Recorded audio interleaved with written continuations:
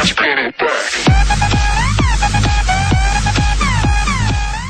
is up, guys? It is too-toguh here, and I have a very nice episode for you today.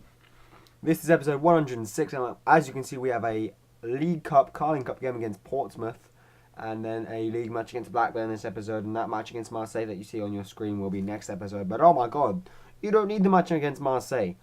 Just watch this match, please, guys. Okay, we start with Sourdal, Constable, and Lucas Piazon on the field, and we don't have a very dominant midfield. What we're playing, Matty Harriott and Karen Fry, was it, I believe, and Selesky, you know, not too much experience. Levin wasn't in there, and you know, sorry, it was Oriol Romeo, not Karen Fry. But just look at this game, guys. Honestly, this was one of the best games I've ever played. Firstly, Marvin Sourdal wastes the chance to go in front against Portsmouth. That was the 27th minute before Morrison, you know, makes him pay. Really good finish, low into the bottom corner, right into the side netting off the post, I think it might have been as well.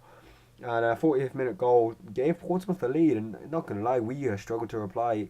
Marvin Sourdal had a chance pretty much straight from kickoff, but it went just inches wide of the post, and you know, he had another chance saved by the keeper. But we were creating the chances. We were not being clinical enough with the finishing, in my opinion, and I'm pretty sure you guys agree. Constable there with the header, just a little bit too wide for my liking, and you know, we had to defend against a really good Portsmouth team. Just because they're in the Championship doesn't mean jack shit.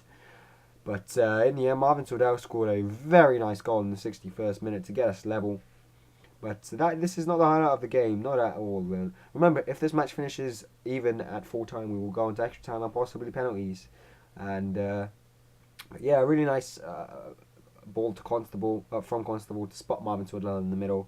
And you know, Marvin Sourdal did make Portsmouth pay a nice strike into the underside of the bar. And well, Lucas Piazon scores one of his trademark finesses. Really, you don't see any other things by Lucas Piazon. Maybe a smash every once in a while, I meant to say. But anyway, he gives us the lead, and at this point, I was thinking, yeah, you know, maybe we can do this. We can take the lead. Oh well, fuck that. Husklepp just casually runs through and scores in the 72nd minute. So now we really do have a game on our hands, and we fought very hard, very well, I would say, to really, you know, put the match in the balance, but unfortunately we couldn't do anything at full time. The score was actually level at 3-3, and unfortunately I gave away a penalty there, as you can see. And what with my keeper, I'm not going to say anything. So Morrison takes the lead for Portsmouth at a vital minute, and we are at this point going out of the cup, guys. And it's down to the players on the pitch to do what they can to you know, score. And in the end, we end up scoring quite a disgraceful rebound, sweaty goal, whatever you want to call it. But in the end, a goal is a goal, and that will do from Capelletti. That is his first goal for the club. Capelletti is one of my scouted players. For any of you who don't know, I think I might have mentioned him a couple of times. He's a left midfielder playing on the left wing in this game, and that was his first touch of the ball, I believe. And that made it 3-3, and that was a very important goal at full time. And you know, in extra time we had a few chances. I mean, Lucas Piazon there couldn't really get on the end of the ball. Ashdown had it covered pretty much, and Capelletti here whacking the cross into Lucas Piazon, who just nods over, and he was actually offside, so it wasn't counted anyway. But although we were the better team in extra time, you know, being the better team in extra time isn't enough. We needed to be the better team from the start. So in the end, the match did go to penalties, guys, and well, let's watch and see. Lucas Piazon steps up first, and he pretty luckily scores. I mean, the keeper just had to reach out and he would have saved it. But nevertheless, we take the lead. We go first. So it's up to Portsmouth to reply with Morrison, and reply he does. Really nice, well-taken smash into the top left corner. That's a nice penalty to see. And next up steps Marvin Sourdal, who's already scored a goal, remember. And Cooley down the middle. I would have gone for the chip. The keeper ran to Salah right there before he got cut off, but Portsmouth missed. Portsmouth tried to copy. He tried to go, and number 9, he tried to go the same way as Marvin Sourdal, just tap it into the middle, and unfortunately he missed. But you know, they put us in a strong position, because Giles Cabba then gave us the lead 3-1 and put us in a very strong position. Unfortunately, we couldn't quite save that one. Clark couldn't quite do the penalty save that we really wanted to make it 4-1. That would have been if we had scored this, which we did, you know, successfully. Really well taken penalty, and at this point the match could have been over. We look in control. Portsmouth only have 2 goals. They need to score this to not go out. Score they did. Very, very excellent penalty. Don't know why the keeper's fallen down, but it was left to Cappelletti again. And if he scores this, then, well, let's just say we would have won. But unfortunately, he didn't score it.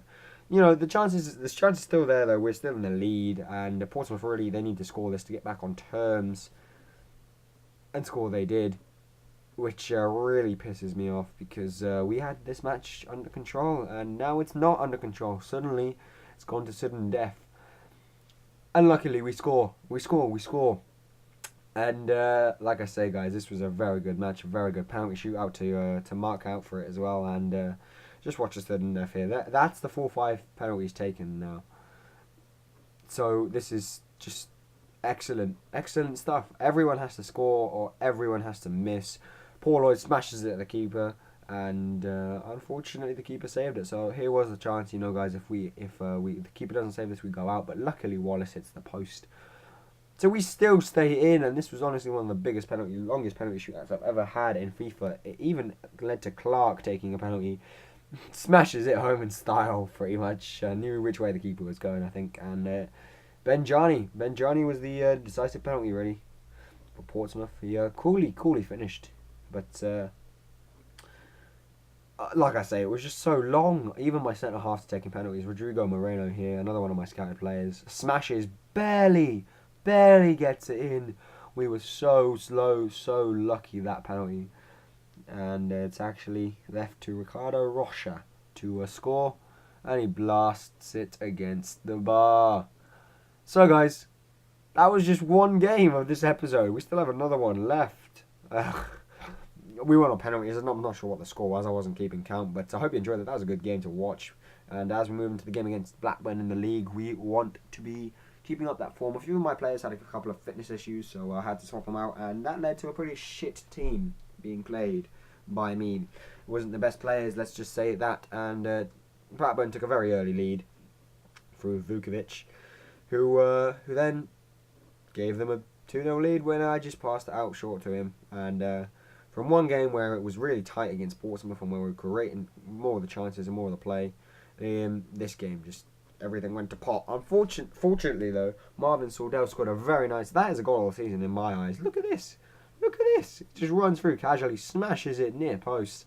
I'm putting that in. I enjoyed that goal. Made it 2-1. You know, gave us a bit of hope, but Vukovic completed his hat trick before the half-time mark, and I think at that point the game was pretty much sealed for Blackburn. I mean, we had a whole half to do something, but we were just being dominated left, right, and centre by all the Blackburn players. And in the end, you know, we didn't manage to get a goal back with Tanasov. There's a trademark celebration. The first time you've seen that in this episode, he didn't play in the last game because I wanted to save him for this one. But look at this. He just picks up the ball. Easy finesse into the bottom corner. 3-2 gives us a bit of hope. You know, maybe we can equalise. Maybe we can get back on terms. And luckily the keeper didn't get some off for that. Otherwise I would have been pissed. Clark again in dodgy books. But Blackburn ready to complete the night, complete the day, whatever you want to call it, with a pretty much forced own goal. And the final score is 4-2 to them at full time. So not a very good result there. And before we go, I will show you the league table to see what effect that has had. And you know, hopefully we can build on our position as 6th. Like I say, last episode we can drop down to 6th. And 6th we did drop down to. So yeah, we can build on that next episode, guys. But anyway, thanks for watching. Hope you enjoyed that Carling Cup game, and I'll see you next time. Bye.